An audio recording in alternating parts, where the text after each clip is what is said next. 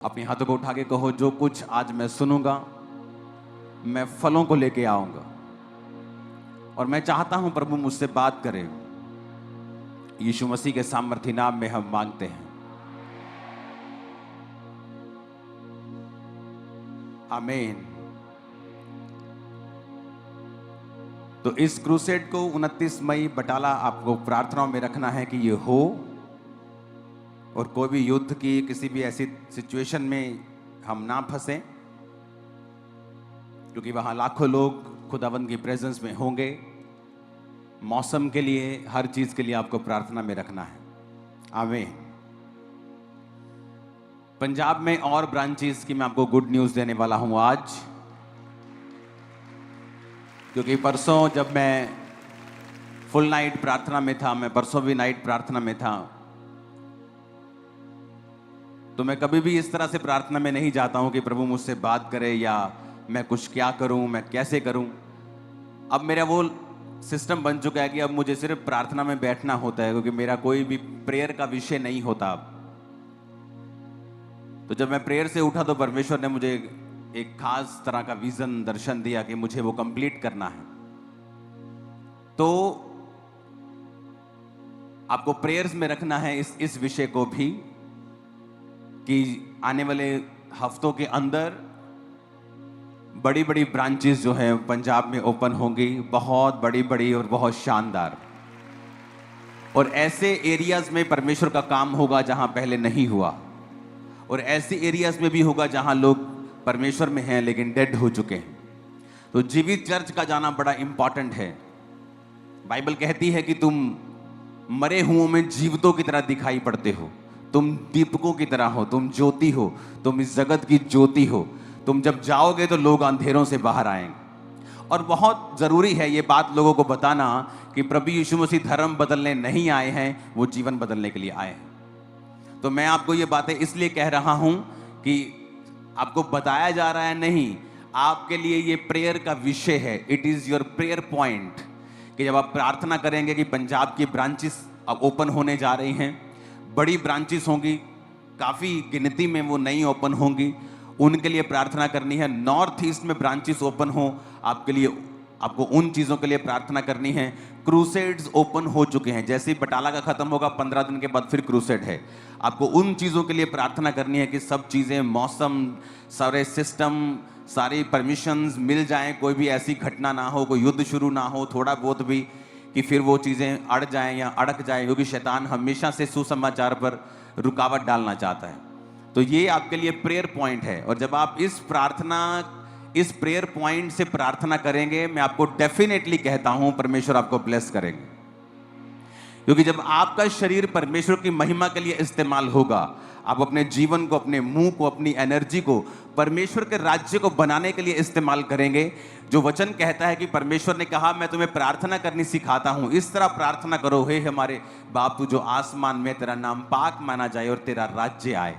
यानी वर्शिप से शुरू करो और उसके बाद तेरा राज्य आए, यानी परमेश्वर की इच्छा है कि उसका आत्मिक राज्य आए। वो राज्य नहीं जो शारीरिक लोग समझते हैं, जो पॉलिटिकली लोग समझते हैं, इनको अपने एमएलएस बनाने हैं। अगर चर्च को एमएलएस बनाने हो, क्रिश्चियंस को एमएलएस बनाने हो, तो आज पंजाब की 20% पॉपुलेशन अगर क्रिश्चियन है तो क्या 20% एमएलए बनाए जाएं? लेकिन यीशु मसीह का राज्य वैसा नहीं है। उसका राज्य आत्मिक है, लोगों को पापों से बाहर निकालना, उनको सच्चाई पे लेके आना, उनको वचन के साथ जोड़ना। तो ये आपके लिए प्रेयर पॉइंट होगा कि आप लोग इन विषयों के लिए प्रार्थना करेंगे, आमीन। और जैसे ही आप इन विषयों के लिए प्रार्थना करेंगे, आप भी ब्लेस होंगे। अपने पड़ोसी को बोल, तू भी ब्लेस होगा जब तू इन विषयों के लिए प्रार्थना करेगा। हालेलुया।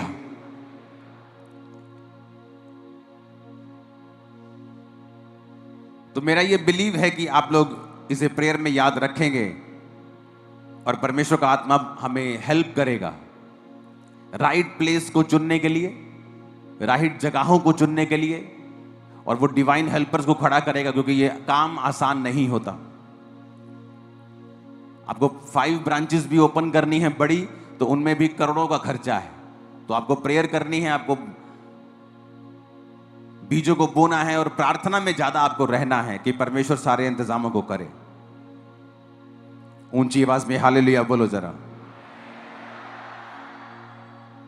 लूका 13 उसकी 1 से 5 आयत को अब मैं पढ़ूंगा। उस समय कुछ लोग आ पहुंचे और उन्होंने उन गलीलियों की चर्चा की जिनका लहू पिलातुस ने उन्हीं के बलिदानों के साथ मिलाया था। ये सुनकर उसने उनसे उत्तर में ये कहा, क्या तुम समझते हो कि ये गलीली सब गलीलियों से अधिक पापी थे कि उन पर ऐसी विपत्ति पड़ी? मैं तुमसे कहता हूं कि नहीं, यदि तुम भी मन न फिराओगे तो इसी रीति से नष्ट होंगे। या क्या तुम समझते हो कि वो 18 जन जिन पर शीलों का गुम्मट गिरा वो दबकर मर गए, यरूशलेम के और सब रहने वालों से अधिक अपराधी थे? मैं तुमसे कहता हूं, यीशु ने कहा, नहीं, मैं तुमसे ये कहता हूं कि यदि तुम भी मन न फिराओगे तो इसी रीति से नष्ट होंगे। बाइबल में लिखा है कि जीसस अपने लोगों से बात कर रहे हैं और यीशु ने कहा जिन पर 18 जन जिन पर शीलों का गुम्मट गिर गया था, और वो एक बिल्डिंग टाइप एक चीज आप समझ लो, कुछ मटेरियल गिरने से वो मर गए थे। क्या वो दूसरे जो यरूशलेम में लोग रहते थे, क्या वो उनसे ज्यादा पापी थे कि उन पे ये मुसीबत आई? जीसस ने कहा नहीं, वो ज्यादा पापी नहीं थे, परंतु उन्होंने मन नहीं फिराया था। कई बार हो सकता है आपका अविश्वासी मित्र एक बड़े पाप में हो और आप उसकी जिंदगी को देखते हो कि ये भी तो बहन है, ये भी तो चुगली करती है। खुद विस्लिंग को सुनो। यहां आकर अंदर जो एसी में बैठे ने बाहर निकालो दो जनों को, ओके? यहां खड़े हुआ करो साइड पे और देखो कहां क्या हो रहा है। और जीसस ने पूछा क्या वो ज्यादा पापी थे? कहते प्रभु पता नहीं। कहते जीसस कहते नहीं, वो ज्यादा पापी नहीं थे। हमें लगता है ये भी औरत तो चुगली कर रही है, ये मेरी ग्वांडन भी तो चोरी करती है बिजली की, ये भी तो कुंडी डालते ही हैं, ये मेरा साथी है, ये भी तो पेट्रोल चोरी करता है, ये भी तो गलत तरीके से बॉस से पैसे लेता है, इसको तो कुछ नहीं होता। लेकिन जीसस ने कहा ऐसा नहीं है।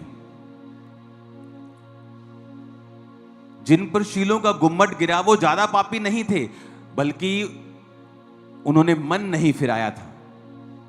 यानी वो वचन को जानते थे और वचन जानते हुए भी उन्होंने मन नहीं फिराया था। हो सकता है यरूशलेम में रहने वाले लोग उनसे भी ज्यादा पापी हों, लेकिन मौत किन पे आई? जिनको वचन मालूम था और उन्होंने मन नहीं फिराया था। आप बाइबल को पढ़ के देखो, बिगेस्ट मिरेकल लोगों की लाइफ में तब शुरू हुए हैं जब उन्होंने मन फिराया है। जीसस का पहला प्रचार था मन फिराओ। यूहन्ना बपतिस्मादाता क्या बोलता था? मन फिराओ।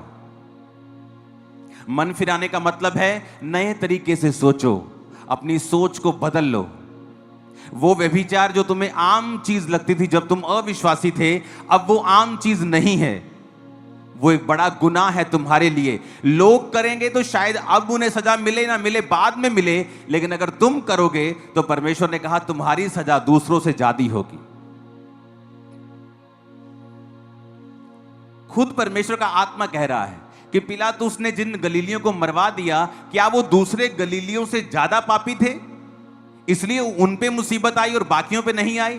परमेश्वर कहता नहीं, अगर तुम भी मन नहीं फिराओगे तो इसी रीति से, यानी कि इसी रीति से कहने का मतलब है कि दूसरे लोग जो तुम्हें जानते होंगे तुमसे भी ज्यादा पापी हो सकते हैं, लेकिन तुम जो वचन को जानते हो तुम्हारी सजा दूसरों से ज्यादा होगी।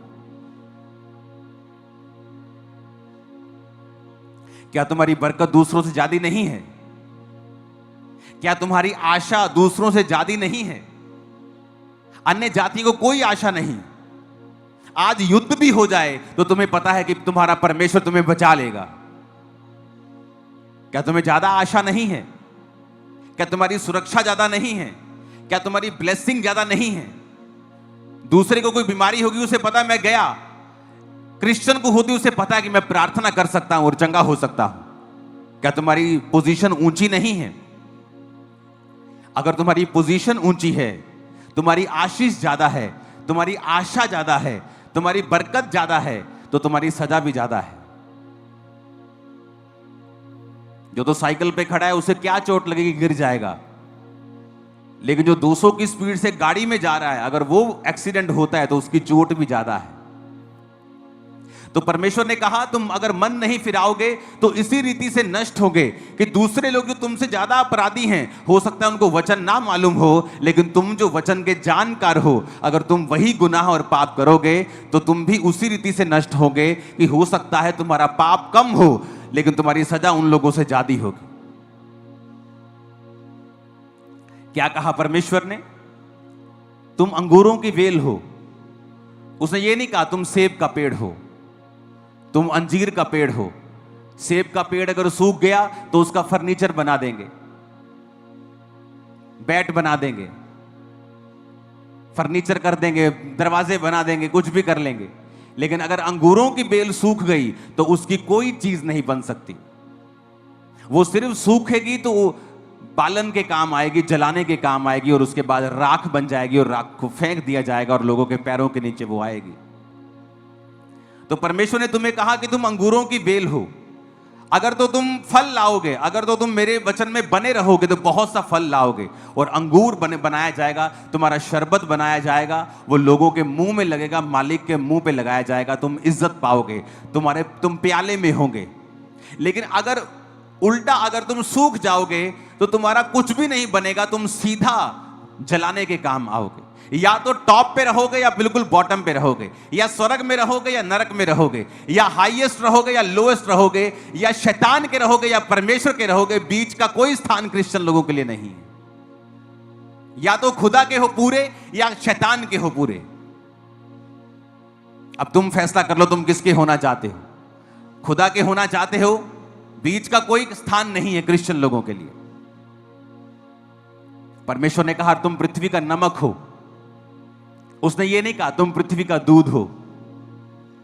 अगर दूध खराब हो गया तो पनीर बना लेंगे। परमेश्वर कहता तुम पृथ्वी का नमक हो। अगर नमक खराब हो जाए तो फिर वो किसी वस्तु से नमकीन नहीं किया जा सकता, इसलिए कि फिर वो नमक को उठाकर फेंक दिया जाता है और वह मनुष्यों के पांव के नीचे रौंदा जाता है। उसने ये नहीं कहा तुम पृथ्वी के दूध हो।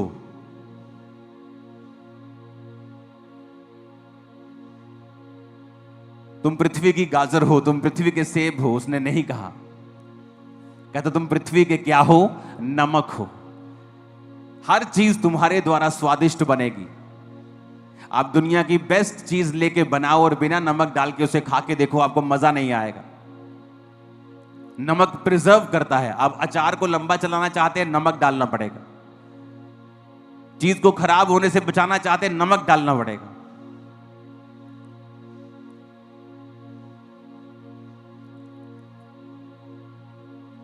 तो परमेश्वर ने कहा तुम पृथ्वी के नमक हो।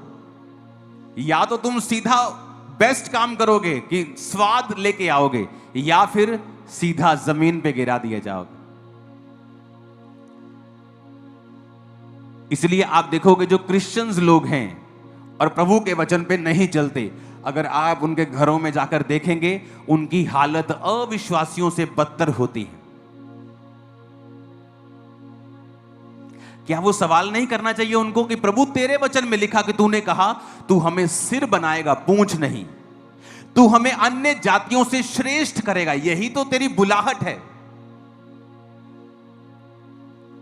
क्या कहा परमेश्वर ने इस्राएलियों को कि मैं तुझे इसलिए चुनता हूं कि तू साइज में, गिनती में थोड़े थे, अब मैं तुम्हें चुनकर तुम्हारे आसपास की जातियों से तुम्हें श्रेष्ठ करूंगा, ताकि मेरे नाम की महिमा हो कि ये जाति इसलिए श्रेष्ठ है क्योंकि इनका परमेश्वर यहोवा है, इनका परमेश्वर यीशु मसीह है। लेकिन प्रभु ने कहा कि तुम पृथ्वी के नमक हो, लेकिन अगर नमक का स्वाद बिगड़ गया तो वो पैरों के नीचे रौंदा जाएगा, उसको नमकीन नहीं बनाया जा सकता। अगर नमक में रेत मिल गई, अगर नमक में मिट्टी मिल गई, खराब हो गया, उसको अलग अलग नहीं किया जा सकता, वो साफ नहीं किया जा सकता, वो काम में नहीं लाया जा सकता, फिर वो सिर्फ जमीन पर फेंक दिया जाएगा और मनुष्य को पांव के नीचे वो आएगा। दो तरह के क्रिश्चियंस हैं, एक जो परमेश्वर को मानते हैं और परमेश्वर ने ऊंचा करता जा रहा है, ब्लेस करता जा रहा है, आगे बढ़ाता जा रहा है, और दूसरे जो परमेश्वर के वचन से हट के उल्टे काम करते हैं, फिर परमेश्वर उन्हें डाउन करता है। इसलिए आप कई क्रिश्चियन घरों में अगर आप चले जाएंगे, उनकी जो हालत है वो अविश्वासी लोगों से भी बुरी है। क्यों? क्योंकि वचन जब आप त्याग देंगे, आप जीवित चर्च का हिस्सा नहीं हैं, आप किसी सेवकाई का हिस्सा नहीं हैं, आप किसी बोने का हिस्सा नहीं हैं, आप प्रार्थना का हिस्सा नहीं हैं, आप चर्च नहीं जाते, आप किसी भी तरह के परमेश्वर के कामों में कोई हिस्सा नहीं डालते, आप मरे हुए क्रिश्चियन हैं, आप बिगड़ा हुआ नमक हैं, आप सूखी हुई बेल है, दाख की, अंगूरों की सूखी हुई बेल हैं। आपका अंत जलाया जाना है और आपका अंत पांव के नीचे आना है। आपकी हालत दूसरे लोगों से भी बुरी होगी, बाइबल ऐसा कहती है। क्योंकि बाइबल यह भी कहती है, अगर तू मेरी सेवा करेगा, मेरे साथ चलेगा, वफादार रहेगा, मैं तुझे अन्य जातियों से श्रेष्ठ करूंगा। समय तो दो परमेश्वर को ऐसा काम करने का, समय तो दो उसे 10, 15, 20 साल अपनी जिंदगी के देकर देखो, उसको पूरी तरह से वचन पे चल के देखो, फिर परमेश्वर किस तरह से रास्ते निकालता है, वो किस तरह से डिवाइन हेल्पर्स की आपकी लाइफ में एंट्री करता है, किस तरह से आपके माइंड को चेंज करता है, आपकी सिचुएशंस को चेंज करता है, आपके फाइनेंस को चेंज करता है, आपकी जिंदगी में ऐसी घटनाएं करता है जो आपने प्लान नहीं की, लेकिन परमेश्वर का आत्मा आपको आगे लेके जाएगा। और यह भविष्यवाणी है कि आज से वो आपको आगे ही लेके जाएगा और बरकत देगा। आपको भरोसा रखना है। अपने पड़ोसी को जोर से बोलो, भरोसा रखना है। जोर से कहो पड़ोसी से, बोलो खुदा पे भरोसा रखना है।